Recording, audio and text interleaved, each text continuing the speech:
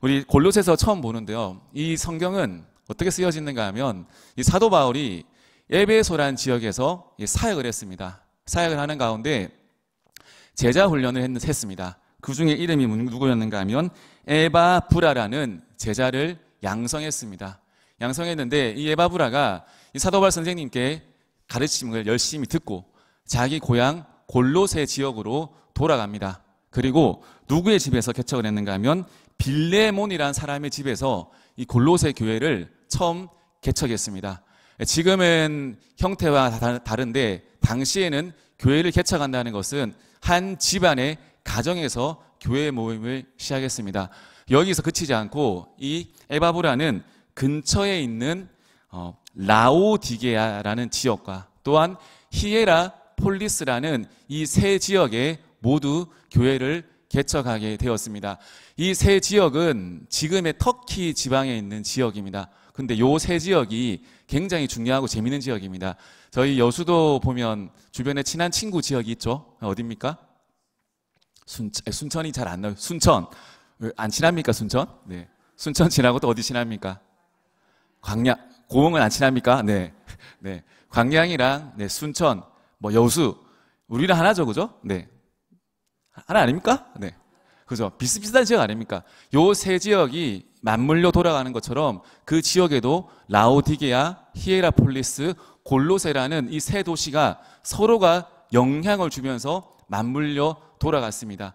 요 도시의 특징이 뭔가 하면 라오디게아라는 도시는 특징이 정치의 중심입니다. 정치 1번지.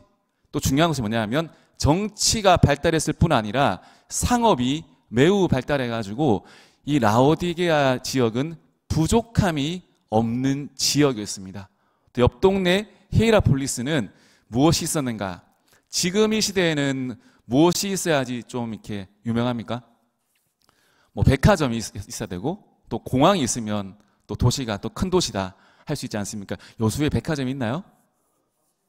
네, 없어도 되죠. 우리에는 다이소가 있으니까, 그렇죠? 네. 저에게는 다이소가 있으니까 백화점 필요 없습니다. 네. 웬만하면 다이소 살 수 있으니까. 당시에는 무엇이 있으면 그 도시에 잭팟이 터졌는가? 바로 온천입니다. 온천이 생기면 그 도시는 온천뿐만 아니라 의료의 중심지가 됩니다. 히에라폴리스라는 지역은 온천이 터졌습니다. 도시의 대다수가 대박을 맞았습니다. 옆에는 정치의 중심지, 여기는 대박 맞은 동네. 골로새는 뭐였는가? 골로새는 똑똑한 사람들이 많았습니다. 정치도 똑똑한 사람들이 많은 게 좋은 건 아닌 것 같습니다. 그래서 똑똑한 사람들이 많았는데 무엇이 발달했는가 하면 철학과 사상이 발달했습니다. 사람들이 모여가지고 무엇이 옳은가, 무엇이 정인가, 무엇이 공평인가, 여러 돈 안 되는 것들이죠, 그럼? 예, 그런 것들을 토론하기를 즐겨 했습니다.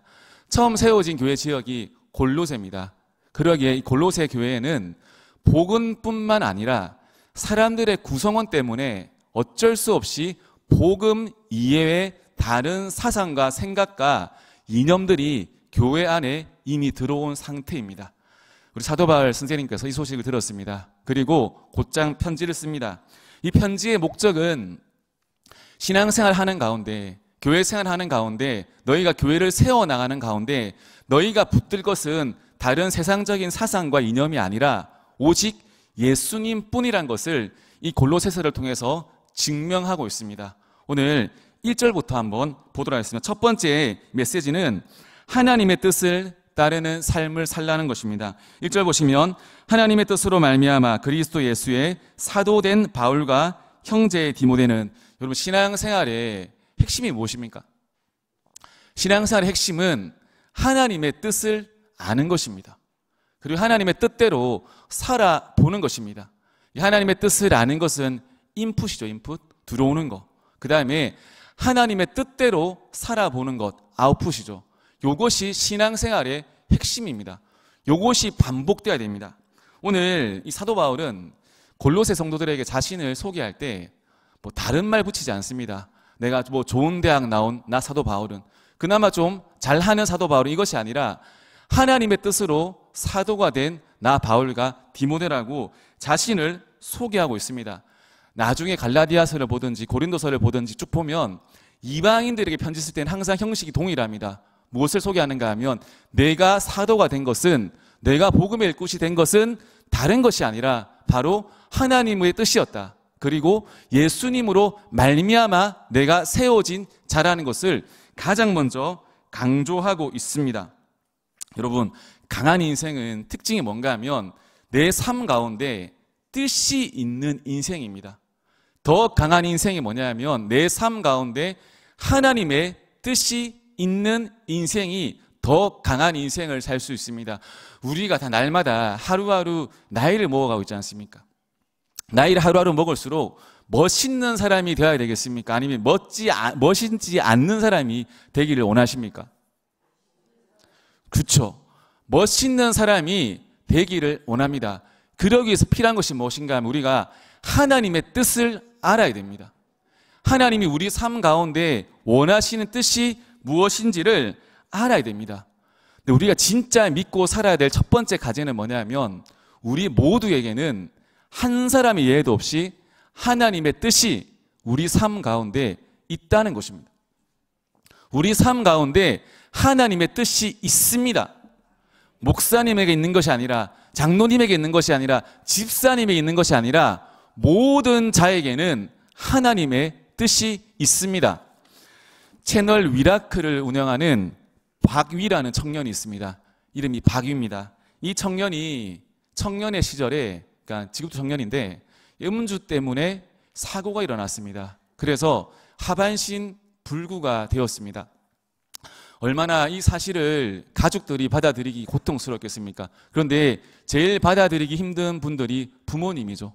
본인도 힘들지만 믿음 있는 부모님도 자기 아들이 다쳐가지고 몸을 쓸 수 없다는 상황이 너무 괴로웠습니다.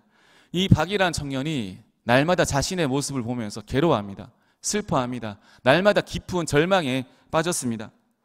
근데 시간이 지난 뒤에 이 청년이 한 가지를 깨닫게 됩니다. 그것이 뭔가 하면 내가 지금까지는 내가 몸이 육체가 멀쩡하고 내가 사지가 멀쩡할 때는 내가 하나님의 뜻에 대해서 전혀 고민하거나 알고 싶어 했거나 하나님의 뜻이 무엇인지를 발견하기를 원치 않았는데 오직 내 목표는 좋은 데 취직해가지고 잘 먹고 잘 사는 것이 나의 목표였는데 내가 몸이 다치고 나서 몸이 힘들어지고 나서 이 청년이 마음속에 품었던 뜻이 무엇인가 하면 이런 나의 삶 가운데서도 하나님의 뜻이 있지 않을까라는 의문을 품게 되었습니다.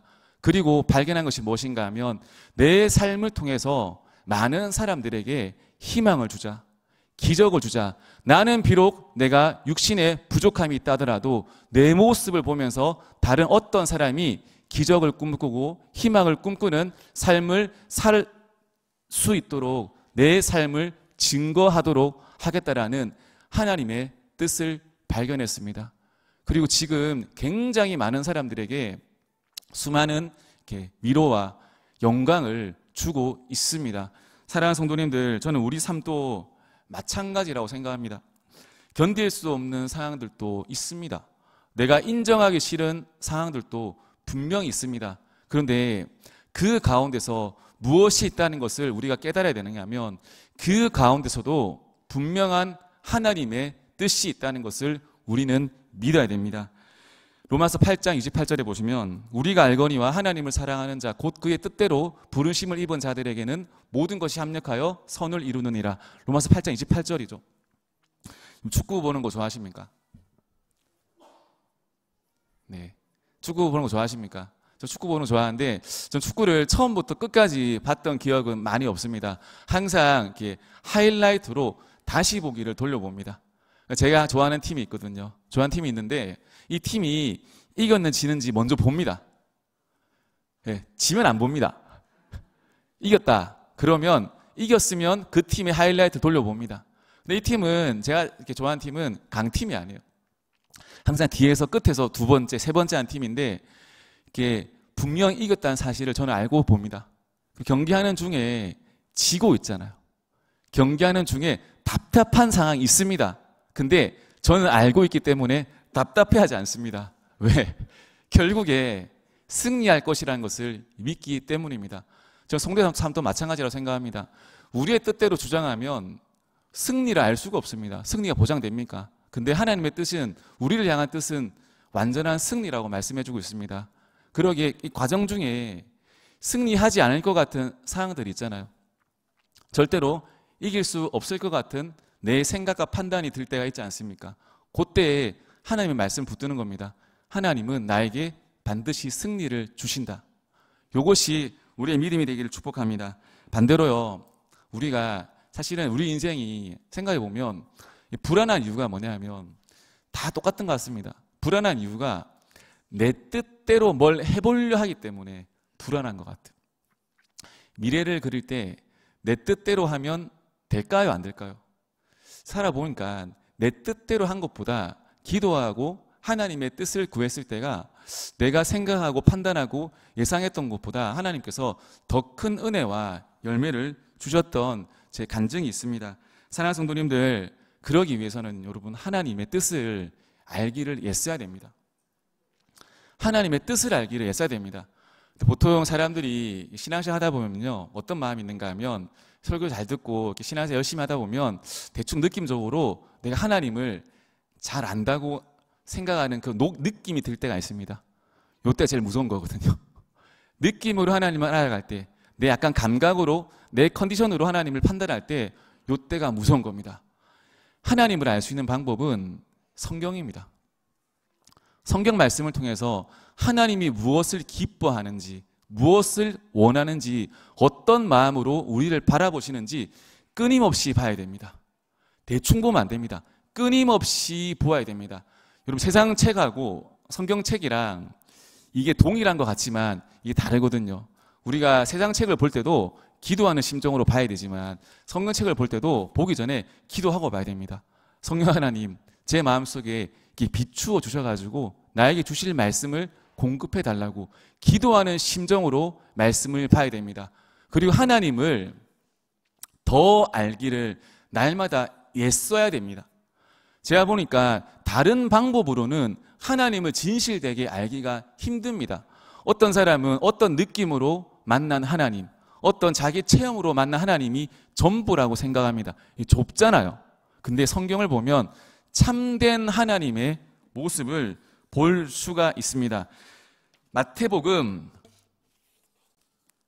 18장인가요? 막 후반절에 보면 어떤 내용이 있는가 하면 예수님이 이렇게 말씀하십니다. 누군가가 너의 오른뺨을 치려고 하면 뭐랍니까? 왼뺨도 돌려대라고 하거든요. 제가 이 말씀 20대, 제가 28살 때 읽었는데 독서실에서 읽었습니다. 저는 독서실에서 앉아서 봤는데 이 말씀이 머릿속에서 떠나가지 않는 거예요. 계속 이 말씀이 머릿속에 묵상이 되는 겁니다. 아니, 한번 생각해 보면 내가 맞았으면 내가 상대방보다 힘이 더 있다고 판단이 되면 이 상대방을 아주 그냥 이게 반죽으로 만들어 놓겠죠? 야야 왜 그러냐 하면서 두두둑둑둑 쳐가지고, 그렇지 않겠습니까? 근데 만약에 내가 상대방보다 더 약하다고 내가 판단이 되면 맞자 말자 어떻게 됩니까? 도망쳐야 되겠죠? 도망 안 치십니까? 나보다 강하면 도망쳐야 되는 거 정상 아닙니까? 근데 예수님은 다릅니다. 맞서 싸우라 말씀하시지도 않고 도망쳐라고 말씀하시지도 않고 그냥 왼뺨도 돌려대라고. 이게 뭐냐면 상대방이 어떠하든지 간에 너는 너의 삶을 살아라는 거거든요. 상대방이 어떤 행동을 하든지 간에 너는 적극적으로 나의 마음에 따라서 사랑하라고 말씀하시는 거예요. 우리는 상대방에 따라서 우리 인생이, 감정이 변화되거든요. 상대가 기분 좋으면 기분 좋고, 물론 그럴 수 있지만 상당히 많이 좌우되는 경향이 있습니다. 그런데 예수님은 거기에 너희들 마음을 쏟지 말고 너희는 하나님의 뜻에 따라서 그 길을 그냥 걸어가라라고 말씀하십니다. 이 말씀 제가 묵상하는 가운데 어떤 일이 있었는가 하면, 제가 예전에 한번 말씀드렸는데 독서실에 같은 방을 쓰는 그 고인물이 있었어요. 고인물. 몇 년째 이 공무원 시험을 준비했던 그 남성분. 근데 제가 옆에 앉았었거든요. 저는 성경을 봤기 때문에 성경 넘기는 소리가 나잖아요. 이렇게 이 소리가 그냥 싫었나 봐요. 그분께서. 그래서 여보시오 시끄럽소 하면서 막 이렇게 소리를 지르는 겁니다. 그래서 제가 정말 순수한 마음으로 제가 사과하려고 그분께 갔습니다.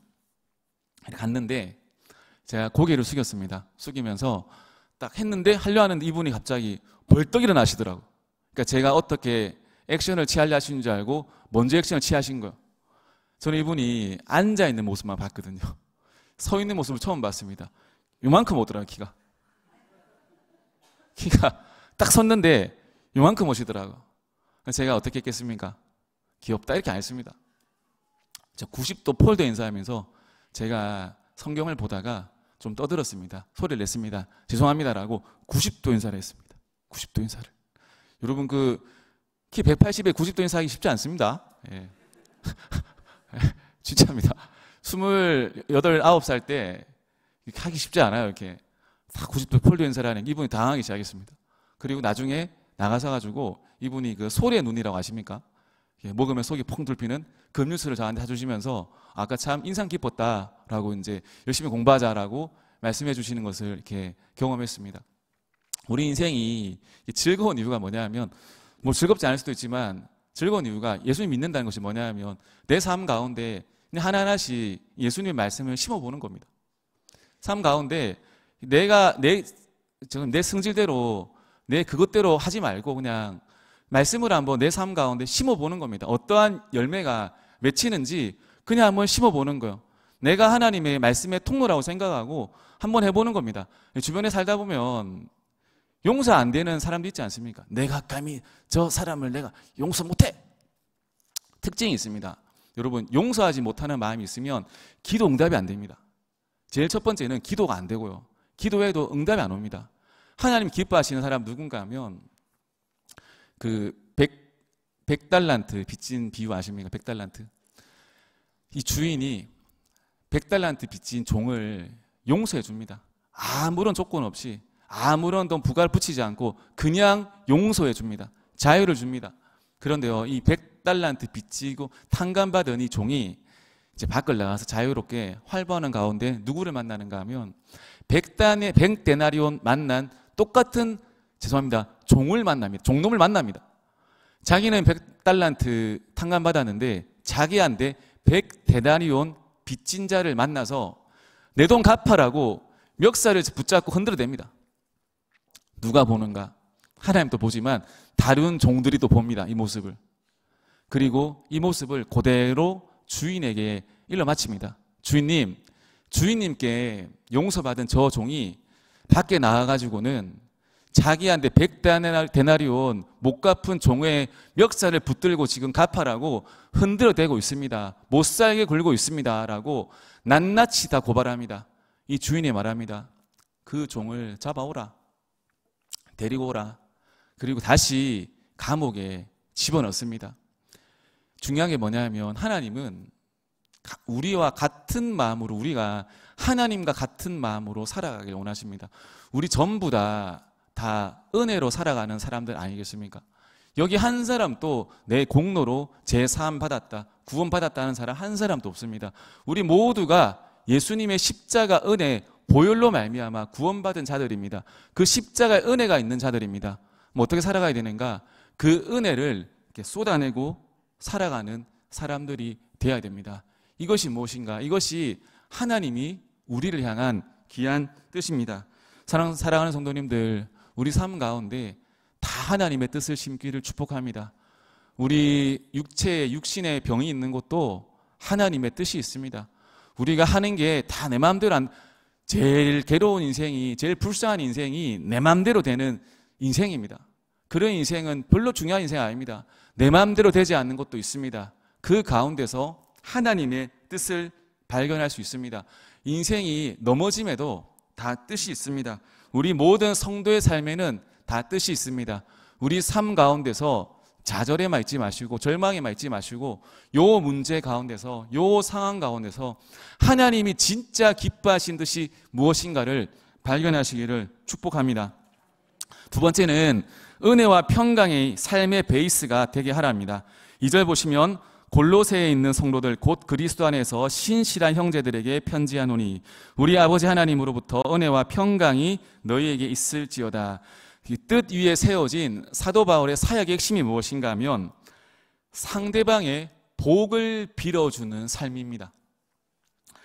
기도 응답받는 길이 무엇이랬습니까? 우리가 용서받은 것처럼 상대방을 품어주고 용서하는 것입니다. 우리의 삶의 베이스가 어떻게 깔려야 되는가 하면 공로주의가 아니라 우리의 삶의 베이스를 은혜와 평강으로 깔고 들어가는 겁니다. 은혜는 무엇인가 하면 내가 구하는 것보다, 내가 원하는 것보다, 내가 가진 것보다 더 큰 것을 받는 것입니다. 핵심이 무엇입니까? 구원함을 받는 것이죠. 예수님으로 말미암아 내가 구원을 받는 은혜, 이것이 은혜고 평강입니다. 우리 삶 가운데서는요, 살아가다 보면은요, 사람과 사람 사이에서도 은혜의 관계가 필요한 경우들이 너무 많이 있습니다. 우리는 보통 우리가 누구에게 은혜를 흘려보낼 수 있나? 아닙니다. 우리 삶 가운데 찾아보면은요, 은혜가 필요한 사람들, 은혜가 갈급한 사람들이 너무 많이 있습니다. 여러분 사무엘상 22장 보면은요, 이 다윗의 삶 중에 인상 깊은 삶의 장면이 나옵니다. 이 다윗이 사실 살면서 잘못한 거 없습니다. 근데 다윗의 인생은 너무너무 억울한 인생입니다. 근데 여러분 성경을 보면 참 가슴이 아픈 게 이 억울한 인생 가운데 누가 모여드는가 하면 이 억울한 사람들이 모여듭니다. 억울한 사람 가운데 더 억울한 사람이 모여듭니다. 우리 생각에는 백마탄 왕자가 내 불쌍한 처지를 와가지고 나를 인생을 건져내가지고 나를 꿈의 나라로, 행복의 나라로 새롭게 이끌어 갈 거라고 생각되지만 성경을 보면은요, 이 참 불쌍한 다윗의 인생에 누가 모여든가 하면 모든 환난 당한 자, 빚진 모든 자. 여러분 빚진 사람 만나 보셨습니까? 빚진 사람 마음이 조급해가지고 옆에 있기도 힘듭니다. 근데 빚진 한두 명대 아니고 모든 자. 그 다음에 마음이 원통한 자. 여러분 주변에 마음 불편한 사람 한 명만 있어도 엄청 힘들어집니다. 그렇지 않습니까? 그렇지 않습니까? 주변에 원통한 자, 빚진 자, 마음 아픈 자 한 사람만 있어도 주변 사람 너무 힘듭니다. 그런데 다윗 가운데 몇 명이 모여드는가 하면 무려 몇 명? 400명이 이 다윗 주변에 억울한 자, 빚진 자, 마음의 원통함이 있는 세상 낮은 사람들이 다 모여듭니다. 저는 구약 성경 가운데 가장 아름다운 장면 중에 한 장면이 이 장면이라고 생각합니다. 왜 그런가 하면 하나님이 이 모습 가운데, 이 무리 가운데 역사하지 아니하실 수가 없는 장면 아니겠습니까? 자기 어떠함을 하나도 내세울 수 없는 모든 낮은 자들입니다. 하나님의 역사는 누구에게 일어나는가 하면 이런 낮아진 상태에서 은혜를 구하는 그 사람에게 하나님의 역사가 일어납니다. 이때는 아멘 해주셔도 됩니다. 아멘 하셔도 됩니다. 아멘 왜 아끼십니까? 하셔도 됩니다. 누구에게 부어지는가 하면 은혜가 간절히 필요한 그 사람들이 모인 곳 가운데 하나님이 역사하십니다. 나이스하고 가진 것 다 있고 잘난 그 사람, 그 공동체에 하나님이 역사하시는 것이 아니라 하나님의 손길과 도움이 필요 없으면 도무지 살아갈 수 없는 그 무리 가운데, 그 공동체 가운데 하나님이 역사하십니다. 그러기에 우리가 필요한 것이 무엇인가 하면 날마다 하나님께 간절히 은혜를 구해야 됩니다. 내가 무엇이 없다고, 무엇이 안 된다고 자빠져 있지 말고, 절망에 있지 말고 하나님의 자리에 나와서 붙드는 겁니다. 하나님, 답답합니다. 하나님 너무 답답합니다. 이런 나를 불쌍히 여겨달라고 하나님께 간절히 구해야 됩니다. 제가 얼마 전에 족발을 먹으러 왔습니다. 문수동에 족발, 깐깐한 족발, 참 맛있게 먹고 있는데요. 먹고 있는데 거기 다 먹을 때쯤에 이렇게 어르신 한 분이 들어오셨어요. 이렇게 알잖아요. 우리는 저분이 선수이신지 진짜 힘드신 분인지. 이렇게 근데 제가 봤을 때는 진짜 힘드신 분이었어요. 들어오셨는데 참 희한하게 저희 테이블이 제일 앞에 있었거든요. 문 앞에. 저희 테이블을 그냥 지나치시더라고요. 이렇게. 마음이 그랬어요. 이렇게. 저희 테이블을 그냥 지나치시는 거예요. 지나치시고 옆 테이블부터 도시는 겁니다. 쫙 한 바퀴 도는 가운데 갑자기 그 젊고 건장한 직원 한 명이 그가 되게 잘 되는 가게거든요. 갑자기 뛰쳐나와가지고 그 어르신을 업고 이 밖으로 이렇게 그냥 들어서 그냥 이렇게 쫓아내는 거예요. 제가 혼자 생각해서 이 가게 오래 안 가겠구나. 죄송합니다. 이렇게. 그 되게 장사 잘 되는, 안 되는 집도, 팔이 날린 집도 아니고 이게 막 줄을 세워 먹는 집인데 들고 이렇게 밖으로 이렇게 막 내쫓으시더라고. 저희도 마침 이렇게 다 먹고 일어난 찰나라 가지고 나가자마자 찾았습니다. 은규야, 좋아야, 아까 그 어르신 찾아봐. 어딨어? 아빠 없어. 아빠 없어. 안 보여, 안 보여. 아니, 멀리 안 갔을 거야. 근처에 계실 거야. 찾아보자. 이렇게 멀리 안 계시더라고. 횡단보도 건너가지고 옆에 좁게만한 공원에 손자 이렇게 지쳐 쉬고 계시더라고. 그래서 요즘에 현금 들고 다니십니까, 여러분? 네, 저는 현금 들고 다닙니다. 저는 항상 주머니하고 여기에 현금들이 있습니다. 예, 들고 다녀가지고 다 꺼냈거든요. 꺼내니까 5,000원 나오더라고요. 이렇게. 왜 뭐 한 500만 들고 다닐 줄 알았겠습니까? 5,000원 이렇게 해서 드리려고 이제 하니까 제 와이프가 여보 잠깐만 그게 뭐냐고 이게. 그래서 더 많은 째 드리라 해가지고 제가 드리면서 어르신 따뜻한 국물 드시고 이렇게 하십시오 이렇게 해왔는데 제 뭐 이렇게 그 자랑하고 뭐 내가 뭐 했다 그런 거 아닙니다. 그리고 뭐 자랑할 필요가 뭐 있겠습니까? 제가 여러분들한테 그런 게 아니고 제가 왜 그런가 하면 그 마음이 아는 거예요. 그분의 그 마음이 오는 거예요. 그 낮아져 있는 마음, 사람들에게 거절당하고 사람들에게 무시당하고 사람들에게 업신여김 당한 그 마음이 저의 마음속에도 있는 거예요. 같은 마음이 느껴지는 거예요. 그리고 내가 그분에게 조금이라도 뭔가 위로가 되었으면 좋겠다라는 그 마음이 들어서 그냥 그렇게 한 거예요. 뭐 특별히 제가 뭐 궁이랑 그런 거 없습니다. 그냥 마음이 같은 마음이 있었기 때문에 그래 들었습니다. 우리 삶 가운데 우리가 어떤 존재인가를 끝까지 알아야 되는가 하면 우리는요 은혜로 살아가는 사람들입니다. 우리는 우리 스스로 선 것 같지만 우리 스스로 잘 살아가고 있는 것 같지만 아닙니다. 남편은 아내를 통해서, 아내는 남편을 통해서, 또 우리 자녀들은 니들 스스로 크는 것 같지만 결코 그렇지 않아요. 다 부모님의 누군가의 헌신과 기도와 다 은혜로 우리는 살아가는 존재들입니다. 우리는요 은혜 없이는 살아갈 수가 없습니다. 그러기에 우리 마음 가운데는 언제 마음 베이스가 은혜와 평강, 나는 정말 약한 자다, 하나님의 도우심 없이는 살아갈 수 없는 자들이다, 그리고 서로가 서로를 그렇게 바라보고 그렇게 여겨주고 살아야 될 줄로 믿습니다. 여러분, 마음이 사람이 제일 불편한 게 뭐냐면 마음 가운데 이게 뭔가 맺힌 게 들어있으면 참 힘듭니다. 뭔가 마음이 이렇게 불편한 것들이 있으면 그 불편한 것들은 빨리 덮고 풀고 가야 됩니다. 제가 지난주에 이번 주죠, 우리 유치부 아이들하고 설교하면서 참 제가 많은 걸 묵상합니다. 그 사도행전을 보니까 이 교회에 문제가 생기더라고요. 예루살렘 교회에 문제가 생기는데 참 사도들이 참 성령 충만했던 것 같아요. 보통 사람들이 문제가 생기면 모른 척하고 다 덮고 넘어가지 않습니까? 근데 사도들이 결코 교회에 있는 문제를 결코 그냥 이렇게 덮고 넘어가지 않아요. 어떻게 하는가 하면 이 문제를 하나님의 지혜로 해결합니다. 그리고 성령과 지혜가 충만한 7 집사님을 세워가지고 그 문제를 풀고 넘어갑니다. 제가 무엇을 깨달았는가 하면 우리 삶 가운데도 문제가 있을 수 있거든요.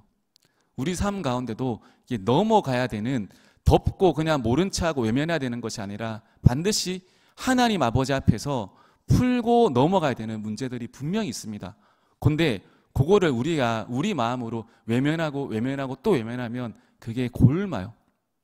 그런데 이 문제들, 이 넘어가야 되는 상황들을 하나님 아버지 앞에서 정말 기도하며 하나님 뜻을 구하는 심정으로 그 문제를 하나하나 해결해 나가시기를 정말로 축복합니다.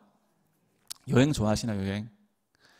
여행 제가 이렇게 이런 말씀 드리면 그렇지만 여행을 좀 이렇게 하다가 보면은 스스로 고수가 되었다고 하시는 분들이 특징이 뭔가 하면 처음에는 뭐 이렇게 여행사를 통해서 다니시다가 나중에는 이제 배낭 메고 다니시거든요. 예. 그러면 말은 못하고 다른 뭐 말은 안 합니다. 100% 후회하고 돌아오십니다. 아, 즐겁다 하면서도 배낭 메고 갔다가 기진맥진해서 이건 여행인지 노동인지 모르고 돌아오십니다. 왜 그런가 하면 여러분 진짜 좋은 가이드를 만나면 여러분 패키지 여행보다 더 즐거운 여행은 없을 줄 저는 믿습니다.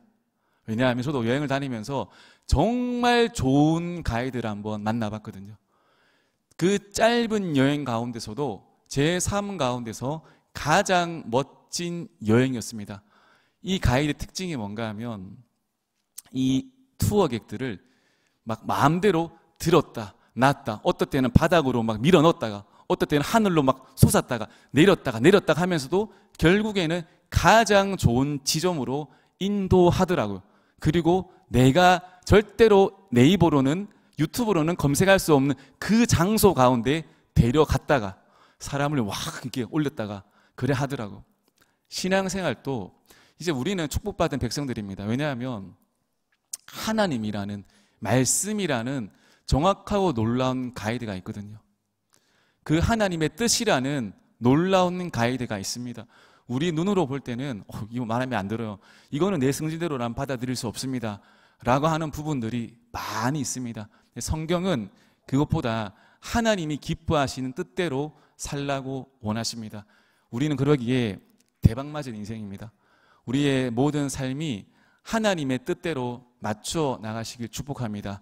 그래야 해서 지금 이 순간 가운데 되지 않고 받아들일 수 없는 그 상황도 사랑하는 성도님들 기쁨과 소망과 즐거움과 감사를 가지고 하나님 묵상하시면서 걸어가시기를 우리 예수님의 이름으로 축복합니다.